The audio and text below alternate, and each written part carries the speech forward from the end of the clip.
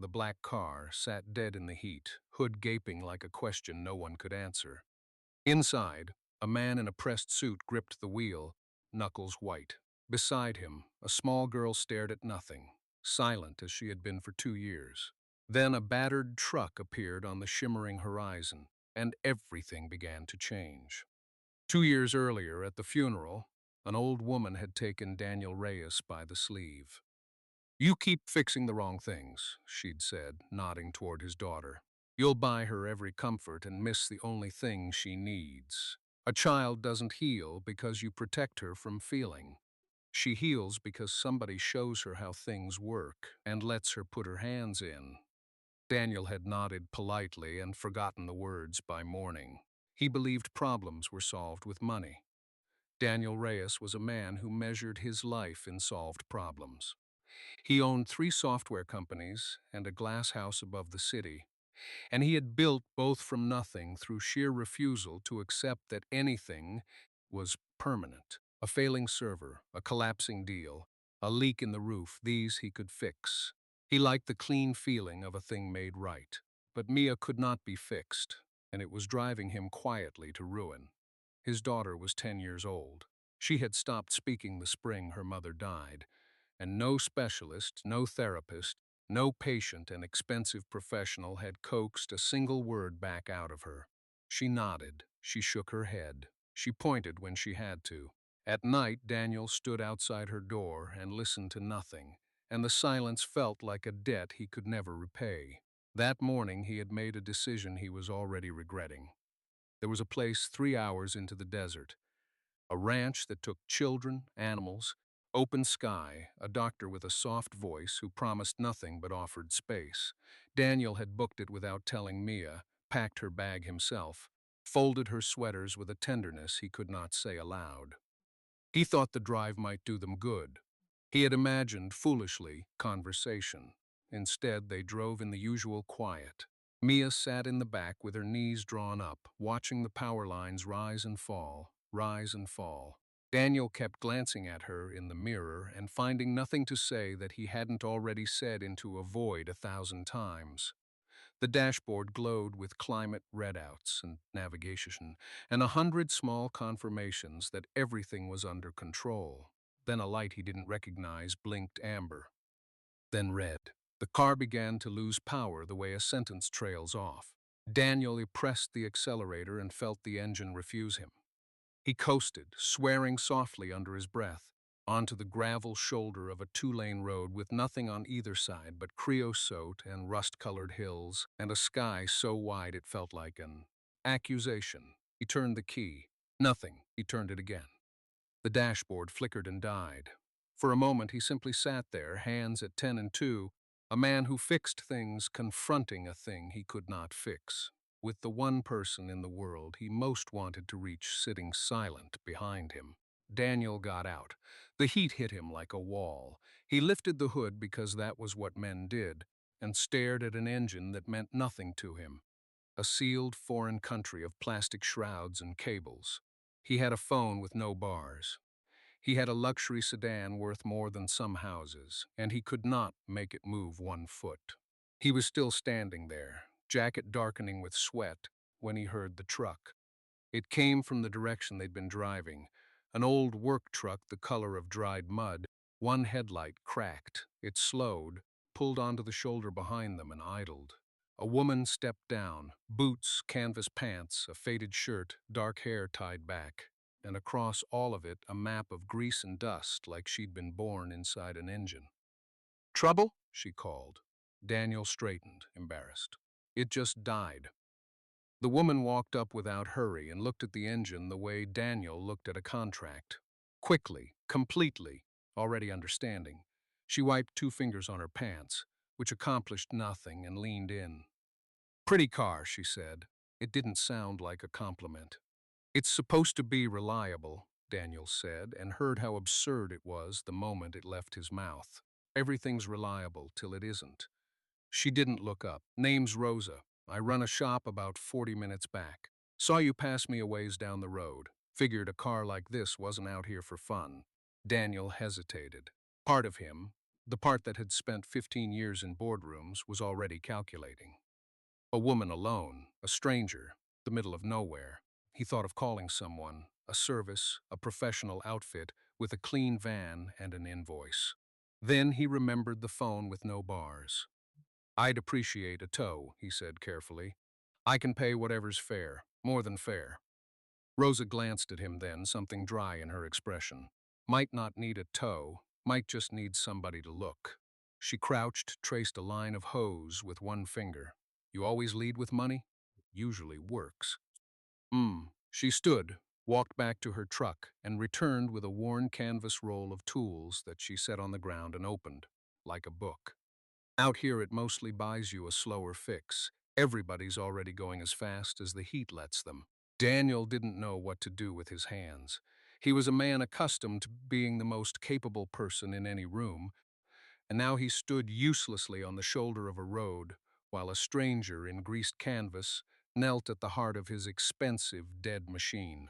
He almost told her to stop, to just call the tow, to let him handle this the way he handled everything, by paying until the problem disappeared. But the problem wasn't disappearing. And there was something in the calm way she worked, the way she didn't perform competence but simply had it, that made him hold his tongue. Behind him the car door opened. He turned. Mia had climbed out. She never did that. She waited to be told, waited to be led. But now she stood squinting in the brightness, and she was not looking at her father, and she was not looking at the empty desert. She was looking at the open engine, and at the woman's grease-dark hands moving inside it with an expression Daniel had not seen on her face in 2 years. She was curious. Daniel's instinct was to herd her back into the car, into the cool and the safe and the controlled. He took half a step toward her. Rosa saw it too, but where Daniel saw a child to be protected, she saw something else. She didn't straighten, didn't make a fuss. She simply tilted her head toward the engine and spoke, not to Daniel, but to the girl. "You want to see what killed it?" Daniel froze. Nobody asked Mia direct questions anymore. They'd all learned the silence that answered. He opened his mouth to explain, to apologize for her, to smooth it over. But Mia was already walking forward, small, deliberate steps across the gravel. She stopped beside the grease-covered stranger and looked in, and Daniel let her. Rosa had not always lived in the desert. She'd grown up in a city, in a house with carpet and quiet, raised by a father who repaired radios at a kitchen table and let her hand him tools before she could read. He'd died when she was 19. She'd come west with his toolbox and not much else, and built a life out of broken things other people had given up on.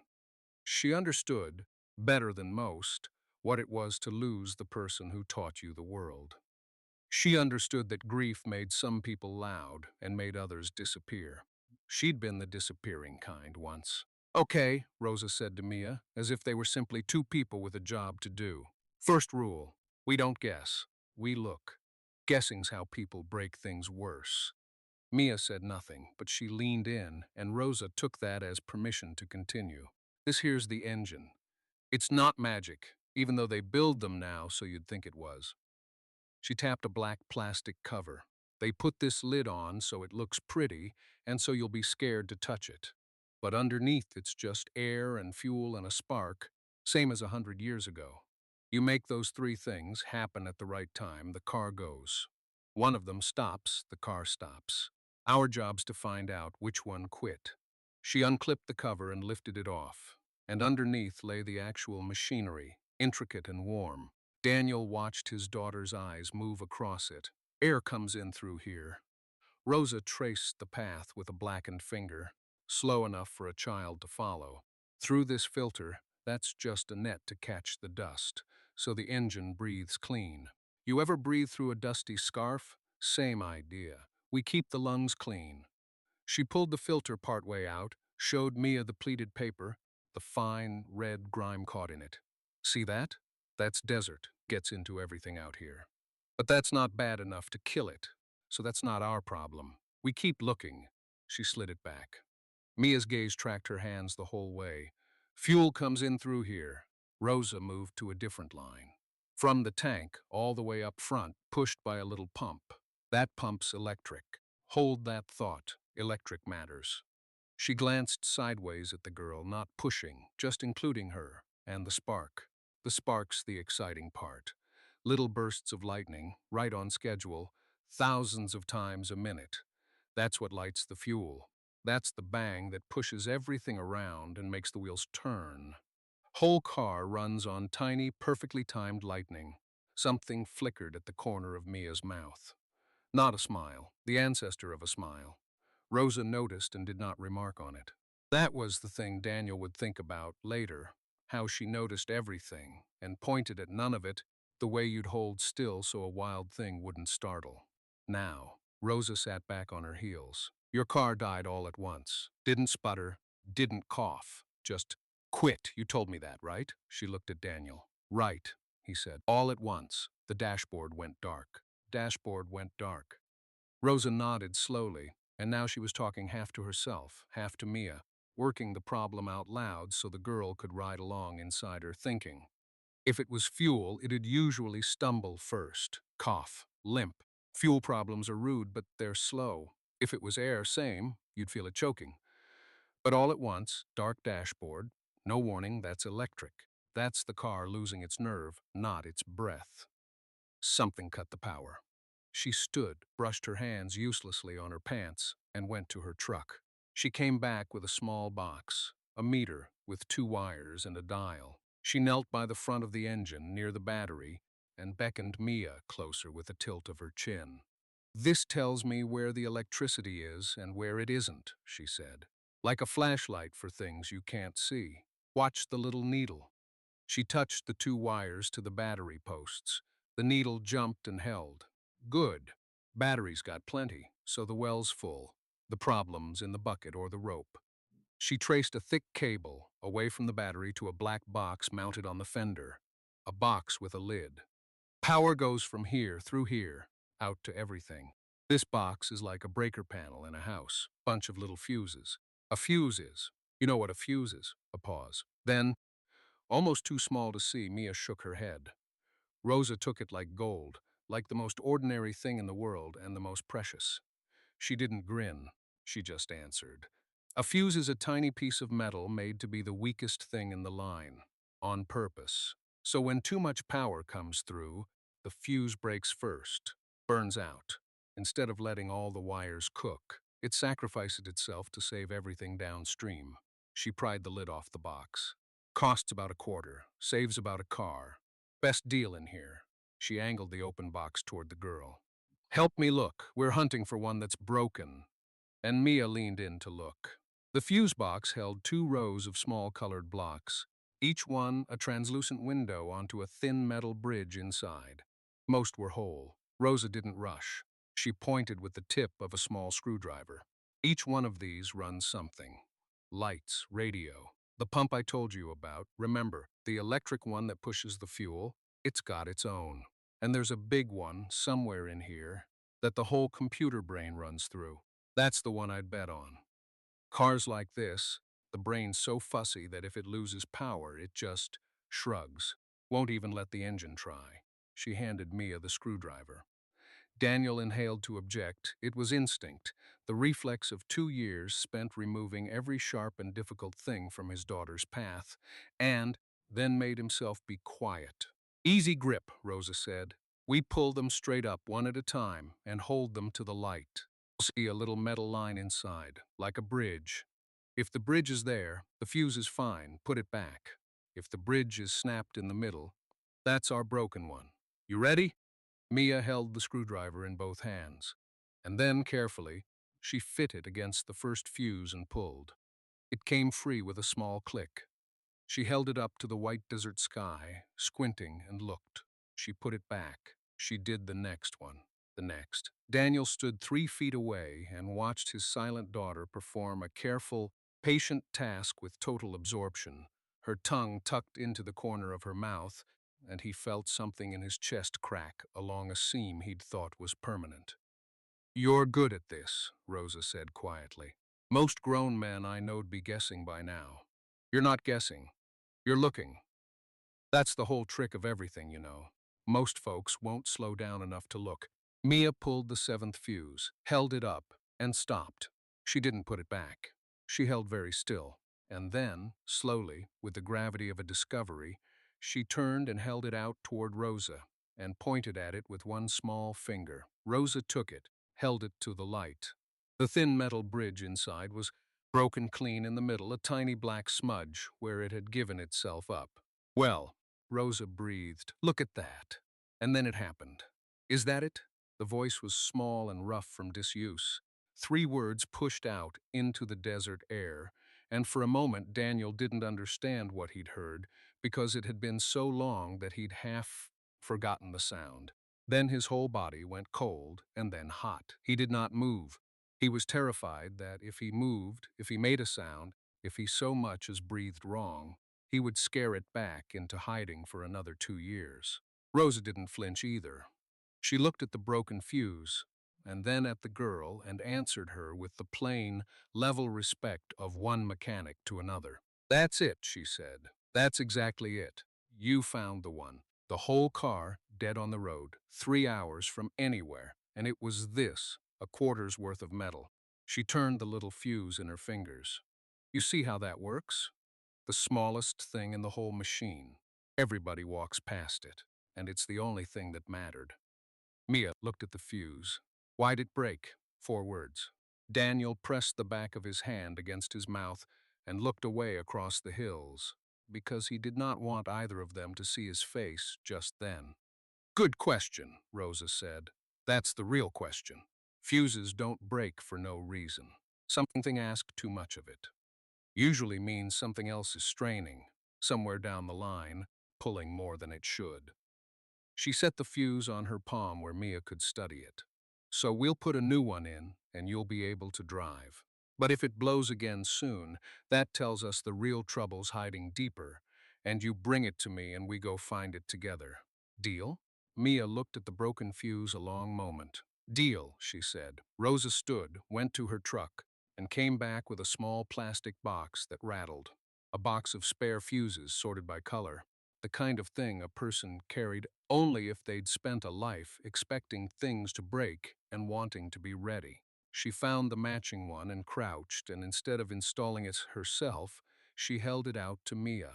Same hole it came out of, straight down, push till it seats. And Mia, 10 years old, silent for 2 years, took the fuse and leaned into the engine of her father's broken car and put it, carefully, exactly, into place. Now, Rosa said, go tell your dad to try the key. Mia turned. She looked at Daniel, really looked at him, the first direct look in longer than he could bear to count, and crossed the gravel and stopped in front of him. Try the key, she said. Daniel knelt down to her height. He wanted to say 100 things. He said none of them because he understood, suddenly, that the moment didn't belong to his feelings. It belonged to her work. Okay, he said, and his voice only shook a little. Let's try the key. He got in. He turned it. The dashboard bloomed to life, every light, and the engine caught and held, steady and strong. Mia smiled. Out loud, she laughed. For one perfect minute, everything was easy. The engine hummed. Mia stood in the sunlight with grease on her fingers and a real smile on her face. And Daniel laughed too, helplessly, a sound that surprised him. Rosa packed her tools without ceremony, as if she fixed broken families every day before lunch. Then Daniel made his mistake. It came from the right place, gratitude, the overwhelming need to do something, to mark the impossible thing that had just happened. But it came out in the only language he truly knew. He took out his wallet. Let me make this right, he said, pulling bills. More than the fix could possibly be worth, a thick fold of them. Please. You have no idea what this was. Whatever the part costs, whatever your time's worth, 10 times that. Just tell me a number. He saw the change in Rosa's face before he understood it. Something closed. The ease went out of her shoulders. She looked at the money in his outstretched hand the way she'd looked at the engine. Quickly, completely, and what she understood made her tired. Put it away, she said. I'm not trying to insult you. I'm trying to thank you. This is what I have. This is what I can give. I know it is. and there was no cruelty in it, which was worse. That's the trouble. Mia had gone still. Her eyes moved between the two adults, and the brightness in her face dimmed, the way a child's does when she feels a temperature drop she can't name. I don't understand, Daniel said. You did something no one else could do in 2 years. You don't think that's worth? It's not worth anything, Rosa said. That's the whole point. I didn't do it to be paid. I sat down with your girl and we looked at a problem together until we understood it. That's all that was. You want to take the realest thing that's happened to her in 2 years and turn it into a receipt. She finally looked up at him, steady. She's standing right there. She can hear you decide what it was worth. Daniel's hand lowered slowly. He felt the heat in his face that had nothing to do with the sun. That's not what maybe not, but it's what you did. Rosa crouched and finished rolling her tools, and her voice softened, though it didn't yield. I've met a lot of men like you. Good men, even. You've got one tool, and it's the only one you trust, so you use it on everything. A child cries. You buy her something. A car breaks. You throw money at it. Someone helps you. You pay them so you don't owe them, so you don't have to feel the weight of needing somebody. She stood, tools under her arm. You can't pay your way out of needing people. You'll just be alone with a very clean conscience. The words landed somewhere deep, in the exact place the old woman at the funeral had touched 2 years before, and Daniel had no answer for them. I'm sorry, he said, and meant it, and hated how small it sounded. Rosa nodded, accepting it, and the worst of the tension broke. But something else had crept in while they argued. Daniel saw it now, saw what he'd done. Mia had retreated, not all the way. She hadn't gone back into the car, but she'd folded her arms and dropped her chin, and the open, lit-up child of 10 minutes ago had pulled the shutters halfway down, because the grown-up world had suddenly turned sharp and confusing right when she dared to step into it. She had spoken, she had laughed, and then she had watched her father reach for his wallet and watched a kind stranger flinch, and somewhere in her 10-year-old logic, Daniel feared, she was learning the lesson he most dreaded. That opening up led to things getting complicated and cold. That it was safer, as it had always been safer, to say nothing at all. He could see her deciding it. He could see the door beginning gently to close again. And he had no idea how to stop it. Rosa saw it too. She glanced at Mia, then back at Daniel, and lowered her voice so it carried only to him. You're losing her again, she said. Right now, look. I know. It came out ragged. I know. I always do this. I don't know how to. Every specialist, every doctor, I did everything right. I paid for the best of everything. And she never said one word. And a stranger with a screwdriver gets 4 sentences out of her in 20 minutes. And I ruined it. In 1 minute. With my wallet. He pressed his palms against his eyes. I always ruin it. Hey! Rosa's voice was sharp enough to make him drop his hands. Self-pity's just money in a different shirt. It's still about you. Stop spending on yourself and pay attention to her. He blinked. You don't fix this, Rosa said, by figuring out the perfect thing to say. You fix it the way we fixed the car. You stop guessing. You slow down. You look. She nodded toward Mia, who stood at the edge of the road now, arms wrapped around herself, staring out at the long, empty hills. Go look at what she's looking at. Don't fill the quiet. Just stand in it with her. That's the part you keep skipping. You can't stand the quiet, so you throw words and money at it to make it go away. But the quiet's where she lives. If you want to reach her, you have to be willing to go where she is. Daniel stood frozen on the gravel. Everything in him wanted to do, to act, to solve, to fix. And Rosa was telling him that the fixing required the one thing he'd never been able to do, which was to stop. What do I even say? Maybe nothing. Maybe you just stand there long enough that she knows you can. Rosa shouldered her tool roll. 2 years you've been trying to pull her out of the quiet. Try going in after her instead. He looked at his daughter, small against the enormous land, and he was afraid, more afraid than he'd been in a boardroom or a hospital or anywhere money worked. Because money didn't work here, and his cleverness didn't work here, and all he had was himself, which had never once felt like enough. He walked over to her, slowly. He did not take out his phone. He did not announce anything. He came up beside her, and he looked out at what she was looking at. The hills going blue with distance, a hawk turning slow circles, the heat rising up and off the road in liquid sheets. He didn't speak. It was the hardest thing he had ever done. The silence pressed on him, and every instinct screamed to fill it, to ask if she was okay, to promise her things, to fix. He held on. He stood in the quiet with his daughter and let it be quiet, and he looked where she looked, and he tried, for the first time he could remember, to simply be where she was instead of where he wished she'd be. A full minute passed, then another. "It's so big," Mia said finally, very quietly, not looking at him. Daniel's throat closed. He did not turn to her. He kept his eyes on the hills, the way Rosa had kept hers on the engine. "It is," he said. "At home everything's close." Her voice was small and even. "The walls, you can touch them. Out here you can't touch anything. It just keeps going." "Yeah," he said. "It does." She was quiet again. But it was a different quiet, not the closed door, but a room with someone in it. "Mom liked big places," Mia said. It was the first time she had said the word mom aloud in 2 years, and Daniel felt it go through him like current. He stayed very still. He did not grab at it. He let it sit in the air between them, precious and unforced, the way Rosa had let the broken fuse sit on her open palm. "She did," he said softly. "She really did." And Mia, without looking, without ceremony, reached over and took his hand. Behind them, the old truck's engine turned over. Rosa was getting ready to go. Daniel turned, still holding his daughter's hand, and understood that Rosa was about to drive out of their lives, back to her shop 40 minutes away, into a desert that swallowed people whole, and he didn't even know her last name. The one person who had reached his daughter, who had handed him the key to his own child, was leaving, and the gap between his world and hers was enormous and real. She would not take his money. She had no reason to stay. People like Rosa didn't keep in touch with people like him. The distance was too wide. He felt the old panic rise. Do something. Fix it. Act. And he knew with sick certainty that reaching for his wallet would only push her further away.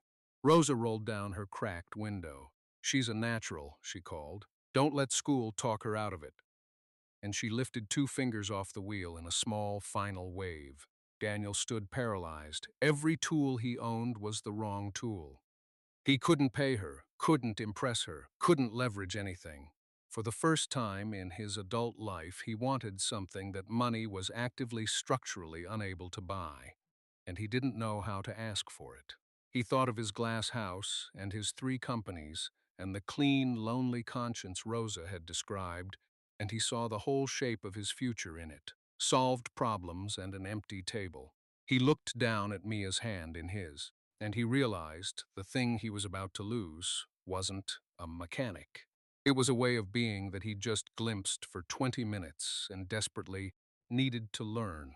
The slowing down, the looking, the standing in the quiet. Rosa hadn't fixed Mia. She'd shown him how.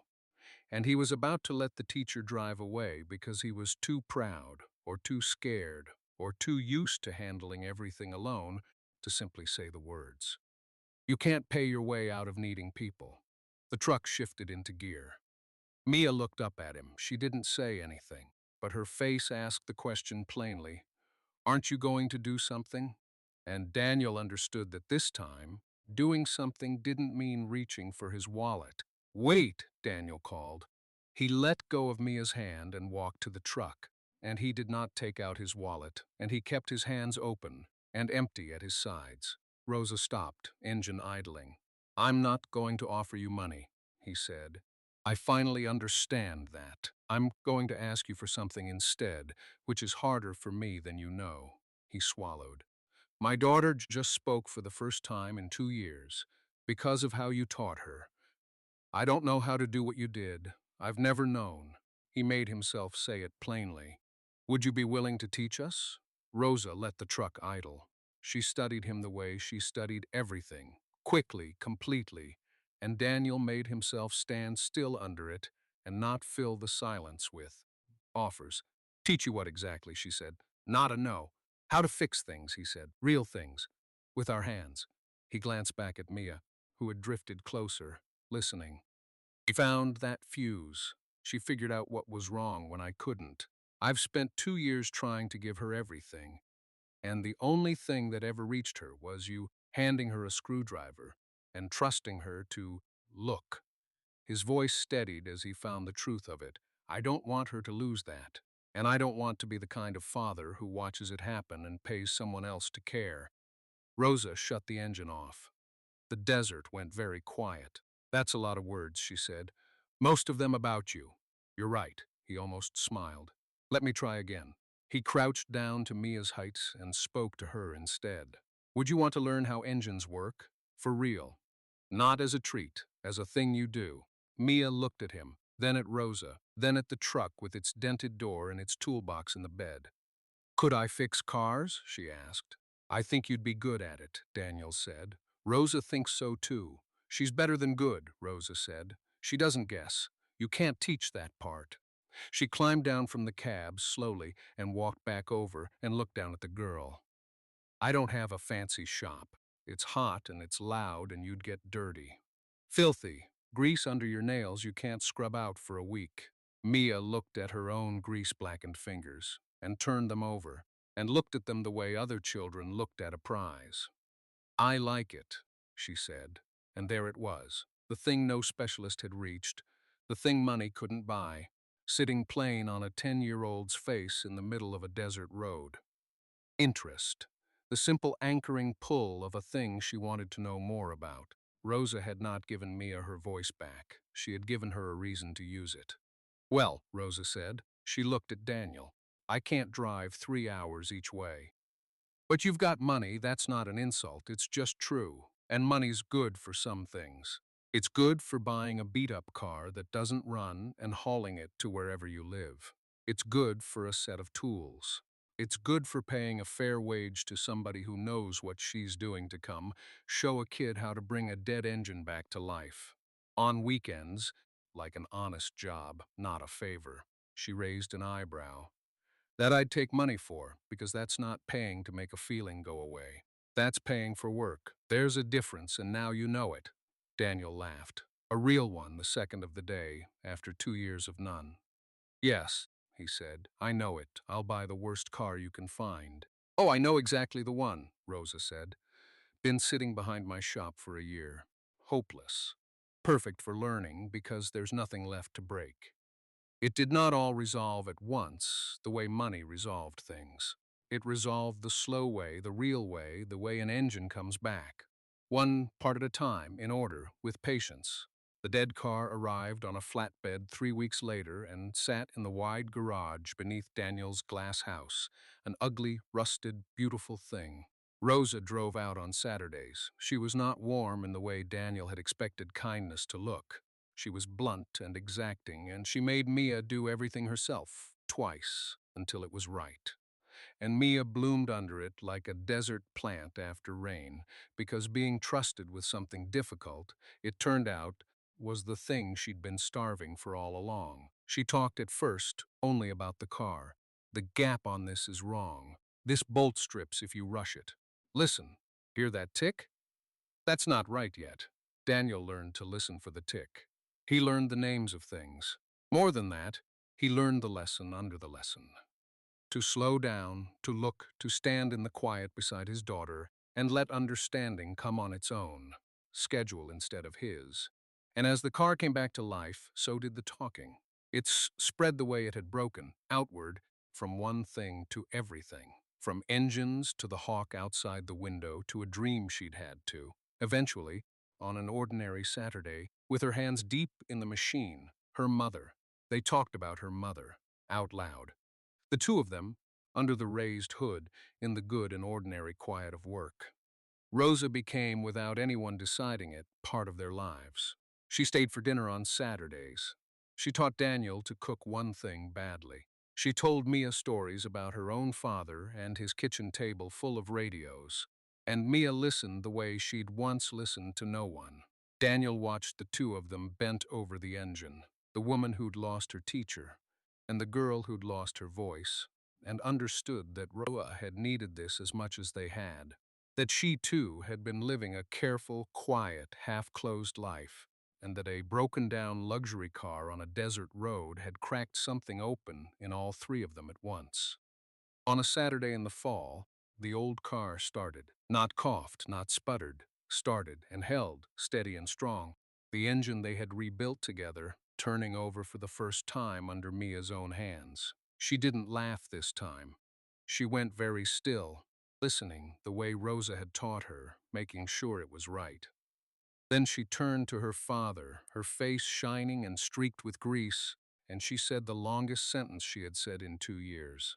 Dad, listen, it's running perfect. We did it, I did it. Come hear how good it sounds.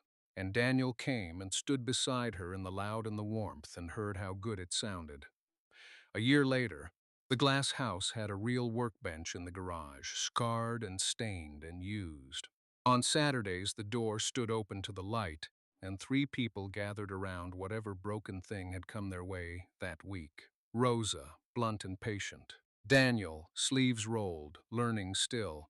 And a girl, no longer silent, who filled the space with steady chatter about gaps and torques and the particular music of an engine running true.